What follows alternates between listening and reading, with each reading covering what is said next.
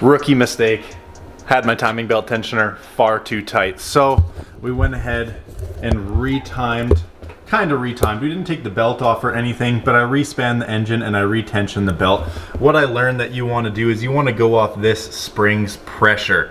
The manual calls for spring pressure in these things. So what I did was I just loosened this, left the spring on, did a full rotation of the engine, checked my tension, and it was a little loose up top. I tried turning the one cam gear, but it made the marks off, so I reset that cam gear back.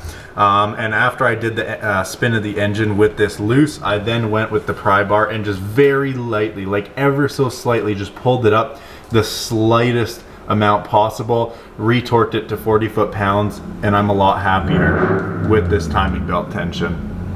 Welcome back to the channel, boys. It's Brash Garage. Today we have more work on the B18V. As y'all just seen, I retimed the timing belt tension because I figured it was too tight when I did it before. Now I've got my intake manifold. I'm going to clean up all this and we're going to install the intake manifold. Once that's done, we're going to come around to the turbo and install the feed with the restrictor and the drain line and everything of the sort. And then I'm going to sandwich the turbo onto the turbo manifold with the gasket, cinch it down so everything's good there. But for now, let's get this intake manifold out and installed on the engine so it looks a little bit more like an engine. Okay boys, I got my intake manifold here. We got a BBK throttle body, AEM fuel rail, AEM fuel pressure regulator. So what I'm gonna do is I'm just gonna time lapse you guys and we're gonna go ahead and stick this manifold on the head and all will be good. I'm gonna clean this once it's on the head so I have a little bit more leverage, and then I'm gonna show you guys how we extract snapped fuel rail studs. So let's get this going.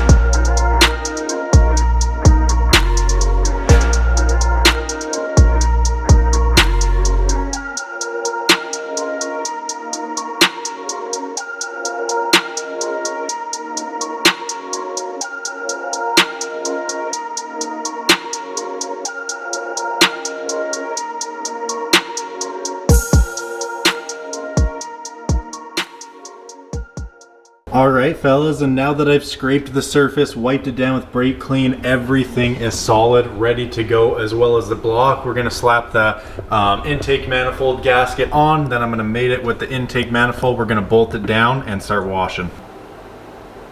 Oh, it's upside down.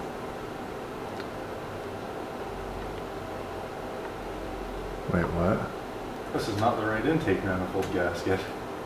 What the fuck? Isn't it? Ah.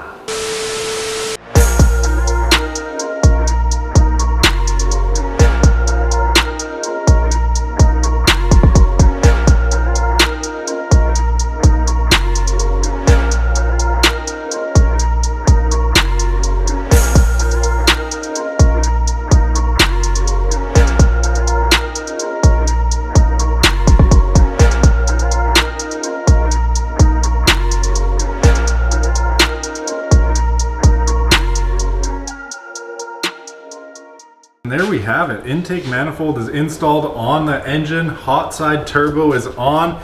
We are missing 1, 2, 3 nuts. That's because those 3 nuts are holding this on. Don't worry, when this comes back off, we have Speed Factory titanium stud and nut kit to go on here. So I'll take those 3 bolts back when time is due. But as you can see here, we have a snapped stud. So you can find these on Amazon. You can really find them anywhere. What you're going to want to do though is get yourself a set of vice grips, and usually they're not in tight enough, and you can just start extracting them like that. And I have a whole new set coming, so I'm just going to double nut these other ones to take them out. I'm going to order my new set and away we go. But for now, the fuel rail can't go on till I get these studs ordered. I honestly forgot that one of them was snapped.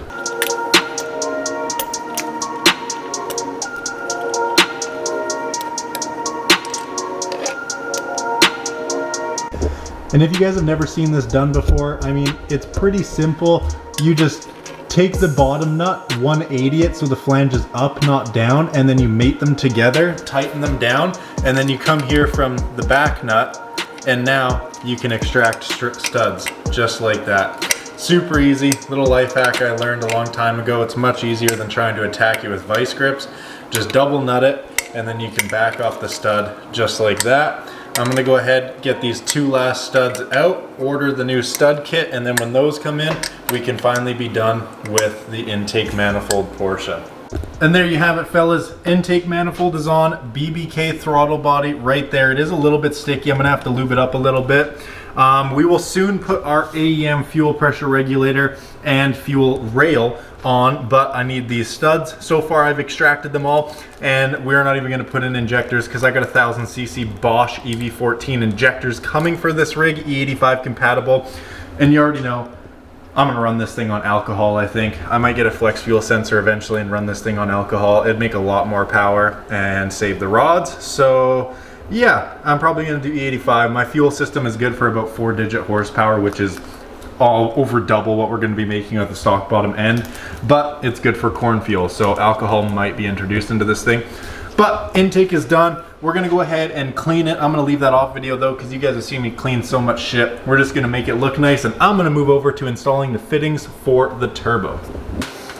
I just got this kit from Max Speeding Rods, same company I got the turbo for. It's a cheap turbo, so I'm not too concerned, but I hope that the feed line restrictor is proper, because it is quite literally a pinhole. Like when I mean a pinhole, I mean a pinhole. That's the feed right there, -4AN. But yeah, it's a pinhole. Well boys, I tried, but I can't even get my Allen key in there, so it does look like the turbo's coming off the car, which is really not a big deal at all. I left these all super loose anyways, just in case this would happen. I put the turbo on, and then I realized I probably should have put the fittings on at the same time. Just like that. Easy peasy. Now that the turbo's off, when we go to reinstall it, we'll use the gasket, but this is gonna make life so much easier. Oh yeah.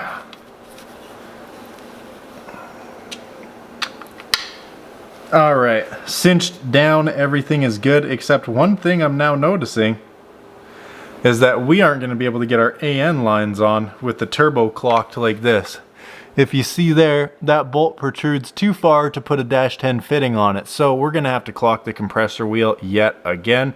That is no big deal. I'm gonna put the fitting on just so I know where I can and can't clock this, but first let's get the feed line on as well.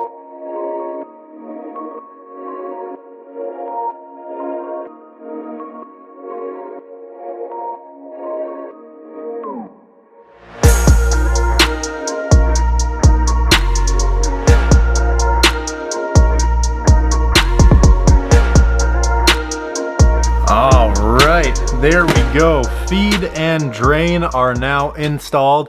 I hope that the restrictor is a good size. If you guys think I should bore this out or get a different restrictor, please let me know in the comments below. I've never done turbo stuff before, and that is one tiny ass feed.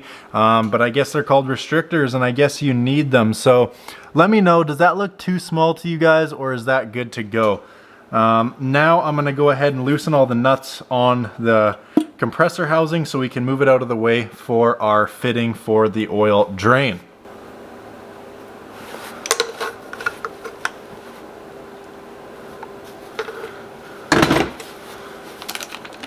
I might go with an angled one. I don't really know quite yet. I got 2 different options. That's decent placement, but it's not really. Be nice to kind of have it going away. Yeah, we don't want to straight on it. No, we're gonna need the 90. I do need to get myself a set of AN wrenches as well. That would make life just so much easier. Okay, that's not snugged up. We ended up using an elbow, a little 45 for the drain. Now we're gonna see how we can clock the turbo with it on the engine. How far over can I go? Oh, that's perfect. Okay, right there is money. Carefully take this off, We are just gonna cinch down all of these because this location seems to be made of money. I'm gonna tighten this up and then I'm gonna pick it back up and we put it on the engine with the gasket, and that'll be it, boys. All right, boys, everything's clocked, everything is good to go. Now it's time to open up our little gasket kit and get this turbo hard mounted for once and for all, knock on wood, I hope. Turbo gasket.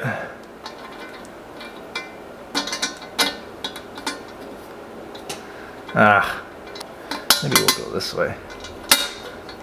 Boom, boom, boom. There it is, fellas. We got the turbo clocked. So now, as you can see, we are able to tighten and loosen the AN, and it should be still enough room from the block to get the intercooler piping on. Yeah, we got plenty of room there. We can remove this bolt and that'll be more than enough room. And then we can angle this away and to kind of come back down into the oil pan. Everything is looking good, boys.